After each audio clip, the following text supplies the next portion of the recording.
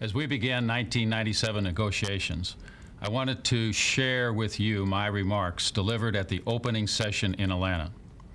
We are making this videotape especially for employees as part of our commitment to keeping you informed about our current business environment and the important issues that will be discussed. So let's begin the remarks.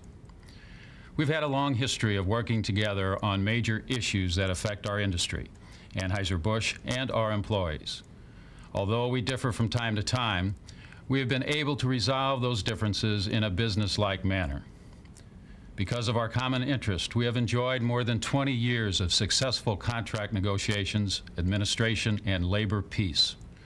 In fact, we have a tradition of labor management cooperation that dates back to 1891, when the first collective bargaining agreement at Anheuser-Busch was signed with the Knights of Labor. Throughout our history, labor and management have worked together to solve problems and make the most of opportunities. As a result, today we are the world's largest beer company, and our brewery employees' pay is in the top 5% of production and maintenance workers in American industry. But we must remember that our past accomplishments do not ensure future success. The brewing industry has changed dramatically, not only in the past decade, but since we last gathered for these negotiations, and we have had to change with it. Although there is much uncertainty in the brewing industry, there is one thing I am sure of: change will continue. As August has said, if we sit still, we get run over, and we will never let that happen. We must adapt to change if we are to continue to be successful. As August stated in his keynote remarks at the 50th anniversary of the Federal Mediation and Conciliation Service, it is clear that our relationship will face a new set of opportunities as American business enters the next century. And it is equally clear that labor and management must work together if American business is to continue to survive and if labor is to continue to prosper. Business strategy experts Gary Hamel and C.K. Pralahad, in their book Competing for the Future, contend that successful organizations repeatedly reinvent themselves and their industries. They say organizations must build on their strengths, constantly challenge all their assumptions, and create a vision of what the company and industry can and must look like in the future. In other words, an organization must innovate and change if it is to be successful in the future. It must compete for the future and must get there first by being the architect of industry change. Before we begin discussing our respective positions on the issues, let's make sure we have an understanding of the facts and circumstances affecting our common interest as we compete for the future of our industry.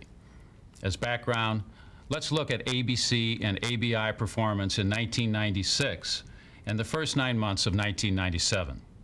I think these results exemplify the challenges of doing business in an ever-changing environment. In 1996, we were the only major brewer to increase both market share and sales volume in the U.S. Highlights include beer volume increased 2.8% to 91.1 million barrels. Our share of the domestic beer market increased 1.1 share points to 45.2%. ABC gross sales increased 4% to $12.6 billion. Operating income increased 8.7% to $2 billion, and earnings per share grew 11.1%, in part due to our stock repurchase program. The 1996 results, coupled with the strategic restructuring moves initiated in 1995, namely the sale of the St. Louis Cardinals baseball team, the spinoff of Campbell Taggart, the closing of Eagle Snacks, and the reduction of beer inventory levels, positively affected our stock performance. Employees played a key role in these achievements in many ways, but especially by participation in productivity improvement efforts, demonstrating a willingness to be more flexible in work assignments, involvement in safety initiatives resulting in a dramatic reduction in injuries, and continued learning and adaptation to new ways of doing business. Most importantly, we enjoyed a very good 1996 because of our ability to increase prices in most areas of the country, with competition following. This, combined with excellent productivity improvement results, allowed us to achieve improved margins and meet the earnings objectives required by the market. This is not to say we didn't face challenges. especially from imports and microbreweries, which increased volume a combined 17.7% in 1996. To compete in these segments, we had to develop brands in the micro-specialty segment and partner with microbrewers and importers. The current challenges of the domestic brewing industry are illustrated by the uncertainties we are facing in 1997. Highlights of Anheuser-Busch Company's 1997 nine-month results include: domestic beer volume was up 0.6%. Domestic market share was 45%, a decrease of 1/10 of a share point versus 1996. Gross sales increased 1.9% to $9.9 billion. Operating income was up 2% to $1.8 billion, and earnings per share growth was 7.9%, which reflects the favorable impact of our stock repurchase program. Our recently announced third quarter results include: domestic beer volume was up 0.5%, gross sales increased 1.2%, operating income was up 0.5%, and earnings per share growth was 6.8%. Although earnings per share were up 6.8%, operating income, a truer measure of our base business growth, was up only 0.5%. The beer company's profit contribution for the third quarter was essentially flat, with earnings increases coming from Busch Entertainment and Modelo Performance. As you can see, we had increased sales and earnings, but they were not what the market expected. We have experienced unexpectedly heavy price discounting and competitive promotional activity all year. Miller is cutting prices to gain market share at any cost, because last year we gained market share at their expense. In February of this year, we raised prices in most areas of the country, but competition did not follow. Miller began and has sustained aggressive price discounting and promoting, and we have been forced to meet them, which has hurt our margins. In addition, the spreads were so wide between frontline and promoted price that more and more consumers were buying our brands only when they were on promotion, which negatively impacts image and promotes switching among competing brands. We intend to reduce our current level of discounting in order to increase revenue and protect our premium brand equities. While we do not seek lower beer prices, given the current environment, we are not initiating front-line price increases to wholesalers. The tactic of cutting price to gain market share is dangerous and can jeopardize future profits. Although our current pricing strategy will dampen short-term earnings growth, it should enhance our volume growth and maximize shareholder return over the long term. As we have discussed with our employees at the communication meetings, shareholders rightfully expect a long-term return of at least 12% on their investments. Investors have been able to get a 7% return by making low-risk investments in Treasury bonds. You have to add a 5% risk premium for investing in the stock market, which has more risk. With a 2% dividend yield, this means we need to grow our stock price 10% per year over the long term to provide investors with the return they expect. If we can't grow earnings, our stock price won't grow. Investors won't get their required returns, and they will not invest in our stock. This further affects our stock price and our employee shareholders. Given the intensified competitive environment this year, we will not deliver the 10% earnings growth. Our average earnings per share growth rate since 1991 has been 7.1%. The average growth rate for the S&P 500, which is comprised of the top 500 U.S. companies, has been 18.1%, and more than twice our rate. The average earnings per share growth rate for other food and beverage companies over this period has been even higher. This chart shows earnings per share growth versus the price-earnings ratio, or the price investors are willing to pay to own stock based on earnings.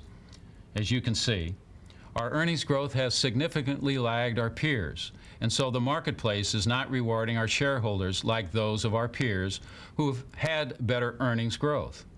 This helps explain why our stock is up only 2.8% through mid-November 1997, while the S&P 500 is up 24.4%, and our food and beverage peers are up 24.6% on average. The current outlook for the domestic brewing industry continues to be uncertain. We believe aggressive price discounting and promoting will continue as competition tries to regain market share. In addition, slow industry growth puts significant pressure on our ability to grow volume and share, which is essential to our continued success. Key factors affecting industry growth include demographics and social pressures on alcohol products. There's no question that the current age mix is negatively impacting industry growth.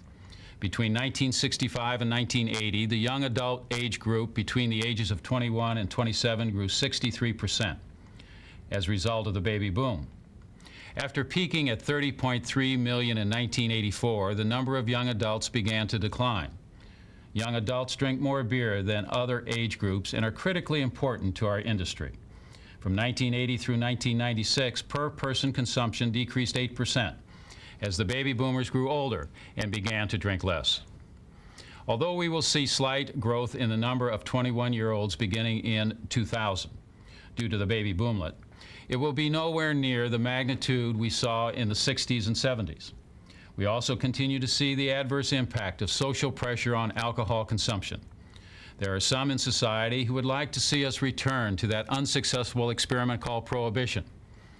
They approach it from different angles, but they are not looking for responsible consumption. They are looking for no consumption.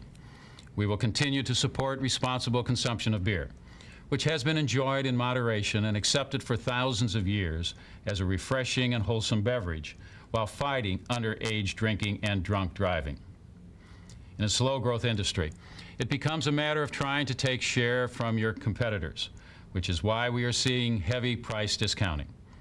Our competitors cannot match the quality of our products, so they are competing more aggressively through price discounts. To fund these discounts, they are aggressively pursuing productivity improvements and other cost reductions. We are in a race to improve efficiencies and reduce costs. We cannot allow our competition to outpace us, or they will be able to fund even deeper price discounts. This would then threaten our sales, our jobs, and the value of our stock.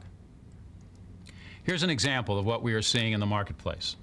This type of promoting is pretty hard to compete with. We have also seen a Miller Lite 30-pack for the same price as a 24-pack of Budweiser or Bud Light, in effect giving the consumer a free 6-pack. Miller's use of the 30-pack has been a successful strategy. Other brewers, including AB, did not have the equipment to produce the package. We had 5 packers but couldn't keep up with demand. This gave Miller a competitive advantage, including the opportunity for extended consumer sampling with 30 cans of product in the refrigerator, which can lead to acquiring a taste for the beer, especially if there is perceived value because of pricing. As we compete for the future, it is clear that we should never be behind the curve on packaging trends or have any circumstances that prevent our products from being in the marketplace even for a day, which can give other brewers a competitive advantage. Anheuser-Busch market share loss translates to lost job security.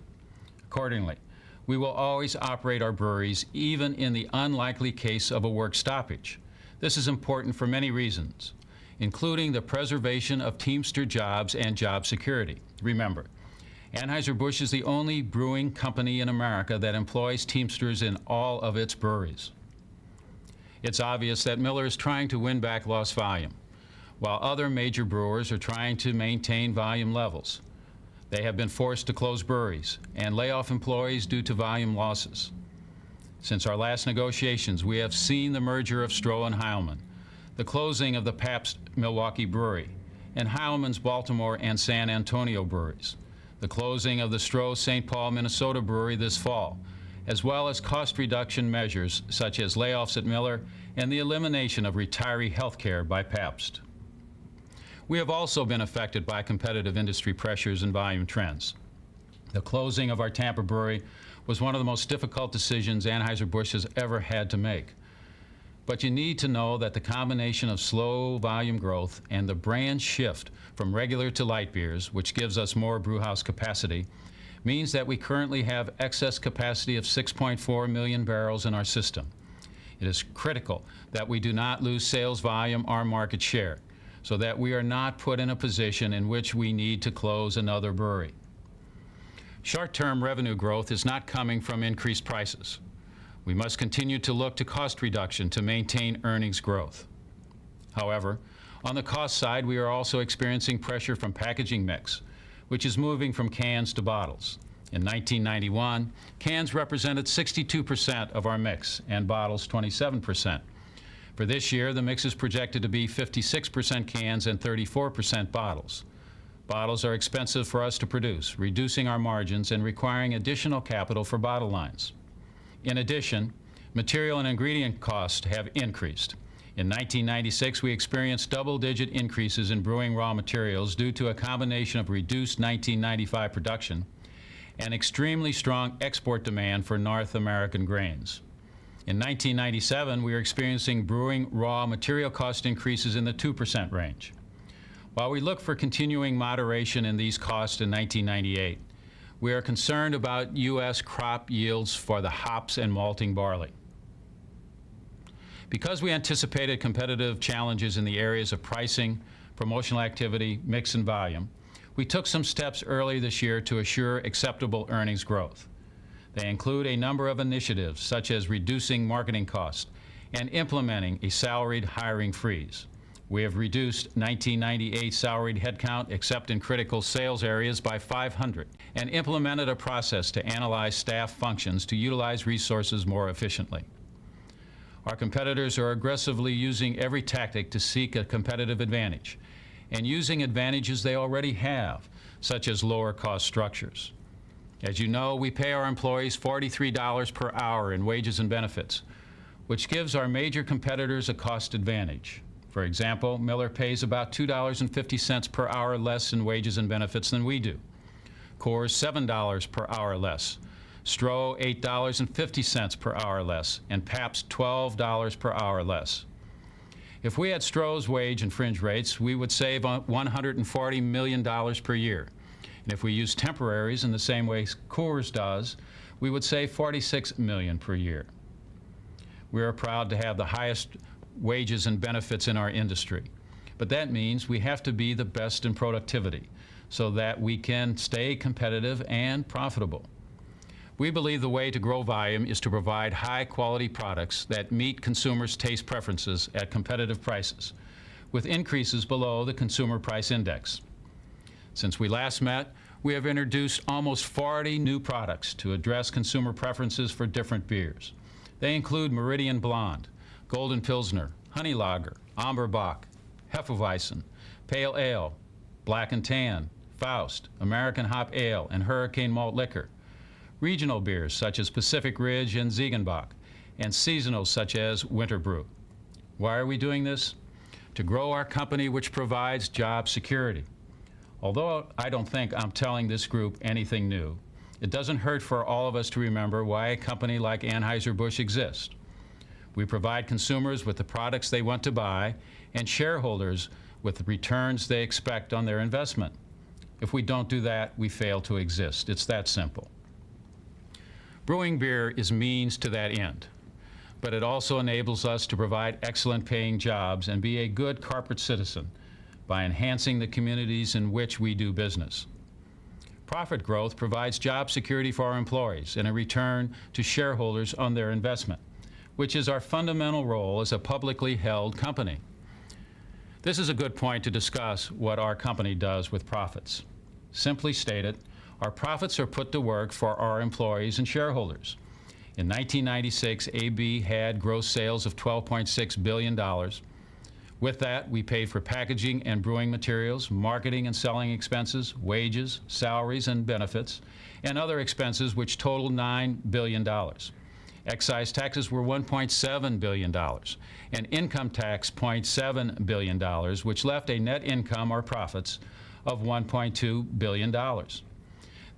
The earnings provide cash to invest in our business in the form of capital expenditures and to provide direct returns to shareholders like yourself. In 1996, AB funded capital expenditures of $1.1 billion, paid our shareholders dividends of $460 million, and funded our stock repurchase program of $770 million. Example of capital expenditures include brewery modernization projects to maintain and improve the efficiencies of our production assets, new packaging lines to meet consumer demands for new products, new bottle packages and package configurations such as the 30-pack. We also invested in safety, including retrofitting equipment to address seismic issues, and in information systems to improve productivity and move decision-making processes to the plant floor. Our employee shareholders benefit from profits through job security and the 401k plan. 88% of Teamster represented employees participate in this plan, which gives them one of the most significant opportunities for saving and financial planning in American industry. Average bargaining unit employee accounts are close to $100,000, and some are more than $600,000. We believe this participation in company success is important. In 1996, we adjusted the formula to remove the negative impact of the restructuring, which raised the match rate to 63% instead of 46%, which in turn gave each employee an additional $400 in matching funds. We recently announced an enhancement to employees' ability to save for the future, including raising the maximum match rate that can be achieved in the plan to 100% versus the current maximum match rate of 75%, effective with the plan year beginning April 1st, 1998. Anheuser-Busch currently invests $39 million annually in the company's 401k plan. So that you understand the direction of Anheuser-Busch companies, let's review our objectives. Our primary goal is to enhance shareholder value through sustained earnings per share growth of 10% or more per year, which is the expectation of those who invest in any S&P 500 company stock. Our strategy for doing this is primarily through profitable share growth in domestic beer and globalization of the beer operations. Our objectives to drive that profitable share growth in domestic beer focus on 4 areas: pricing, marketing, productivity improvement, and distribution. We manage pricing to cover our cost and remain competitive. Use effective marketing to drive share gains and expand the industry by creating new categories with products like O'Doul's. Focus on continued productivity improvement in brewery operations by involving employees in all aspects of the processes and removing barriers to efficient operation. And finally, we focus on distribution process innovation and increasing our wholesalers' focus on selling AB products. When we do all of these things better than competition, we are successful, and we all benefit. Our objectives to grow our business and profits are very challenging in a slow growth industry, where share gain must come from other brewers, and in a pricing environment which puts pressure on cost reduction, requiring us to take every opportunity to be more efficient. As we compete for the future, a critical component is the effect of globalization, which has changed the face of competition. Our global competitors are eager, hungry, and operate under different systems, cultures, and laws, which can provide them a competitive advantage. Remember that our competitors in the U.S. are not only domestic brewers. Approximately 3.2 million barrels of Mexican imports are sold annually in the U.S. Corona beer is produced by Modelo in Mexican breweries, where the average production employee makes $1.50 per hour. This is good pay in a country like Mexico, which is in the early stages of economic development. In addition, Modelo just completed a new multi-million barrel brewery in Zacatecas, which is only 350 miles from the U.S. border. The Corona situation is an interesting example of the new global business environment. Since we have exercised our final purchase option and will soon own 50.2% of Modelo, we like it when Corona is sold in Mexico. But in the U.S., we prefer to sell Budweiser because we make a higher margin.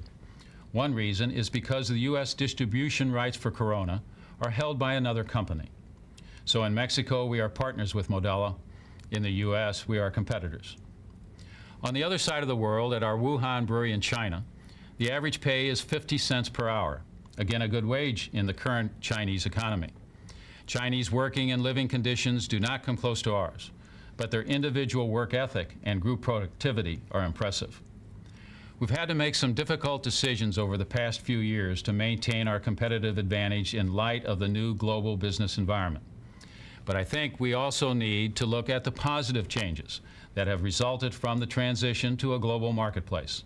For example, as a result of our partnership with Kirin AB employees at our Los Angeles brewery are now producing 3 Kirin products for distribution in the U.S. Export business provides jobs at our Williamsburg, Los Angeles, Houston, and Baldwinsville breweries.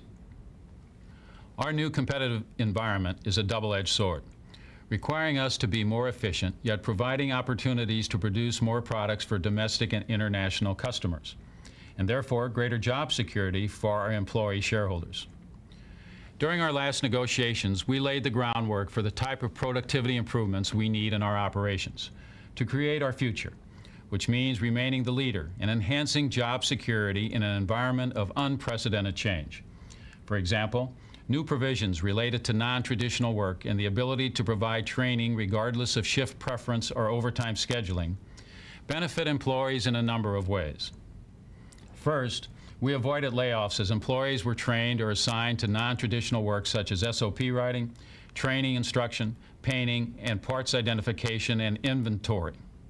As a result, payments from the sub-fund were almost 90% less between March 1996 and February 1997 versus March 1993 and February 1994.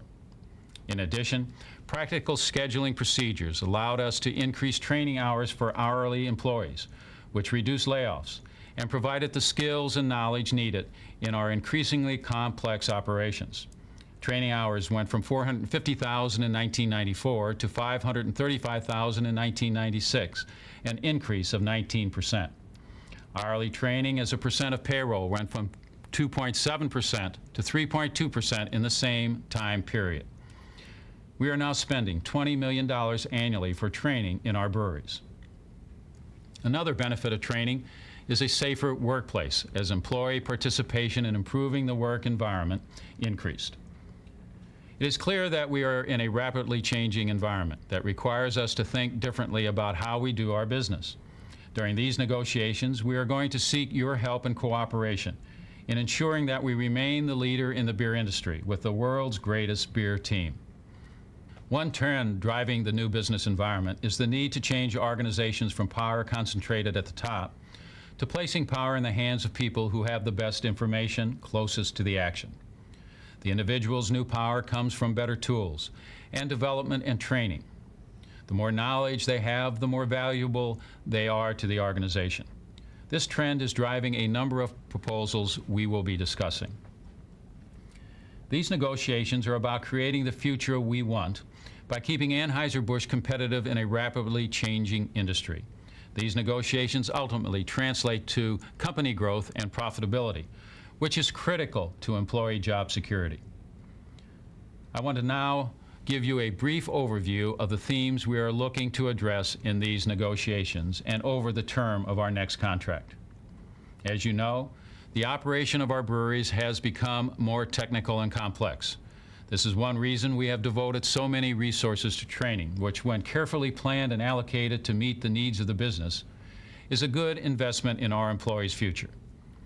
In today's business environment, it is critical that we have the right people in the right job at the right time. That is common sense.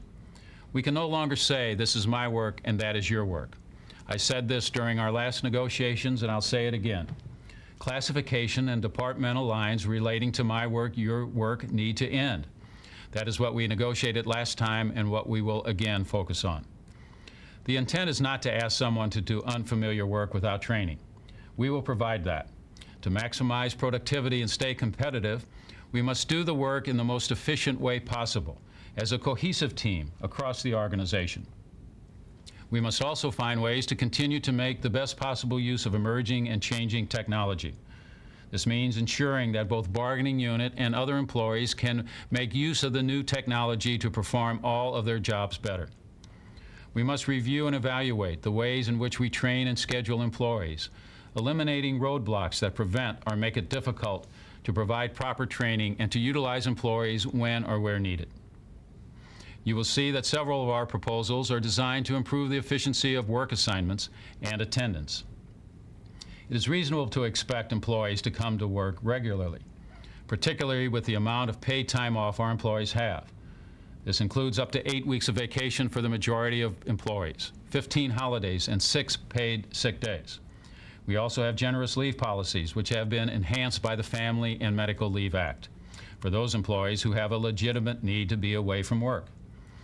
Yet we have a 4.6% absenteeism rate system-wide, which is more than double the rate of American industry, and it's considerably higher in some locations. In today's environment, it is reasonable to expect that we should be able to achieve an absenteeism rate lower than the rest of American industry. We know that many of our operations demand 7-day work weeks and thus create scheduling challenges. Our proposals use tools such as vacation, weekenders, and seasonals to lessen scheduling demands on our employees.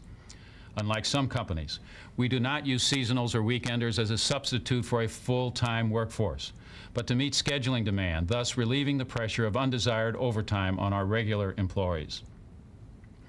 Proposals to improve attendance are targeted at those employees who constitute the majority of the problem. More than 90% of our employees do not have an absenteeism problem, and they will be impacted little, if at all, by these proposals. In fact, those who work regularly will benefit. We also have seen the high priority we place on safety in the workplace. The improvements the breweries have achieved over the past 5 years are truly extraordinary. We are determined to maintain that degree of focus on safety and improve upon it. Our goal is to have the safest possible working environment, which is in everyone's best interest and just makes good business sense. One component of our push for a safer working environment is our dedication to eradicating the effects of illegal drug use. We have had a drug testing program in place for nearly 7 years. And we all have to acknowledge that a program based on urine testing with 60 days notice is completely inadequate to remove the impact of illegal drug use.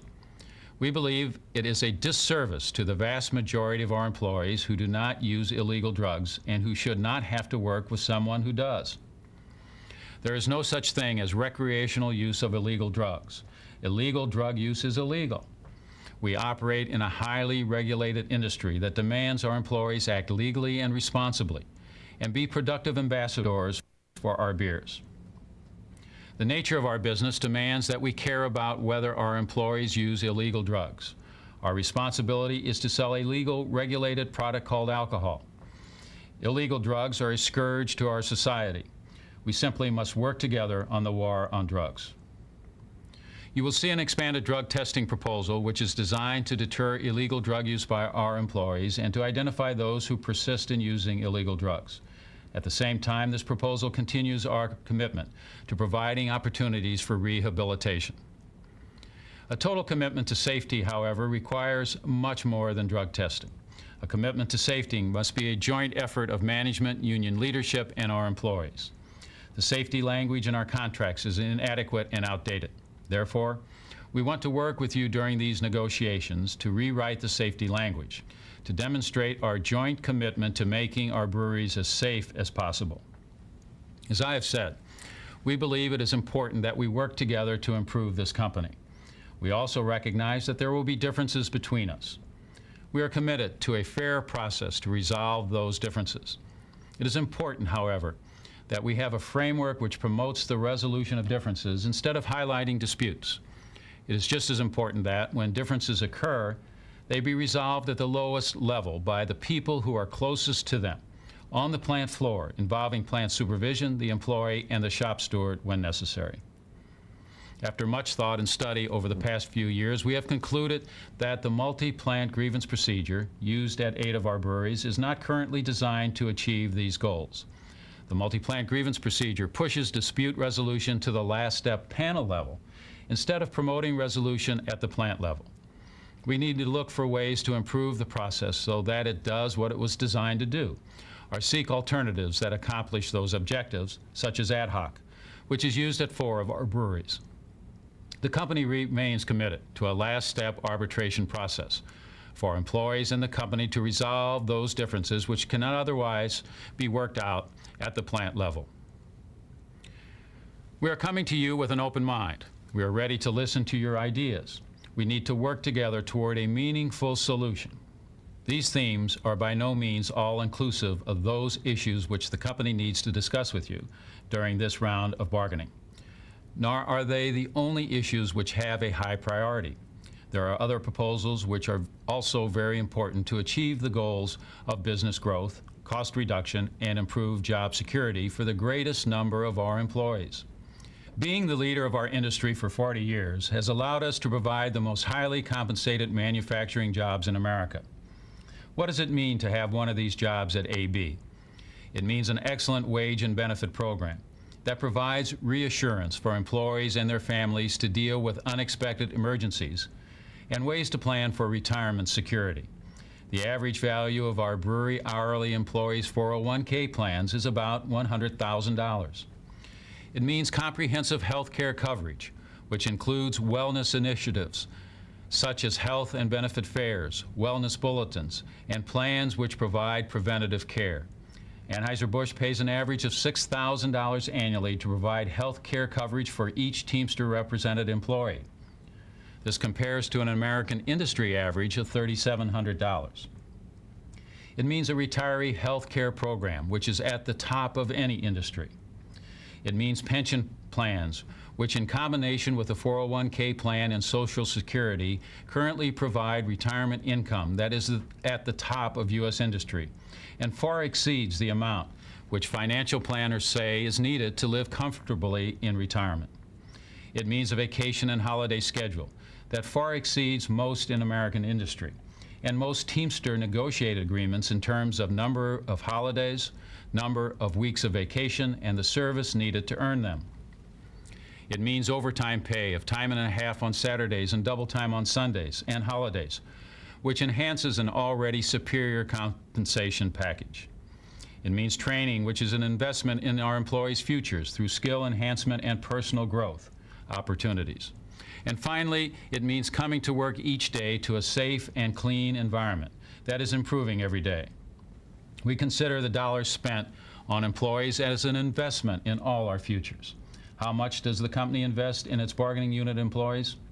If we look at the investment based on annual man-hours, we invest over $700 million annually in our bargaining unit employees in the form of wages and fringe benefits.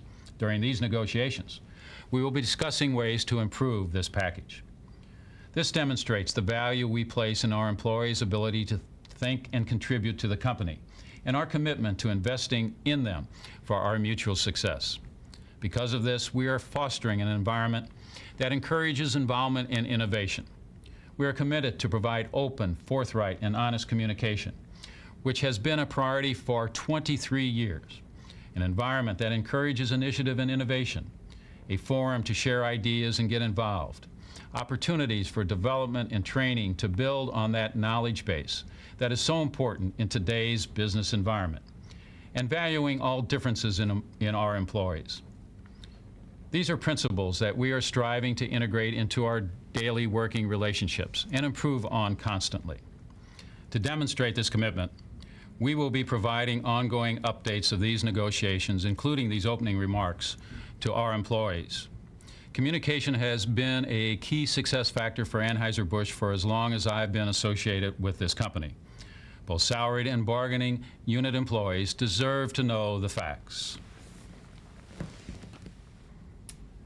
In summary, our proposals address some key concepts that we believe are critical to creating the future we all want in the next decade, one that assures our mutual success. They address shared goals and common interest, enhanced product quality, productivity improvement, employee involvement, safety and health, and improved job security. On the other hand, we cannot accept any proposal which limits our ability to achieve these goals, or any contract which will limit productivity improvement and efficiency. This is not in anyone's best interest. In closing, we are proud that Anheuser-Busch employees can say they have the best production jobs in American industry.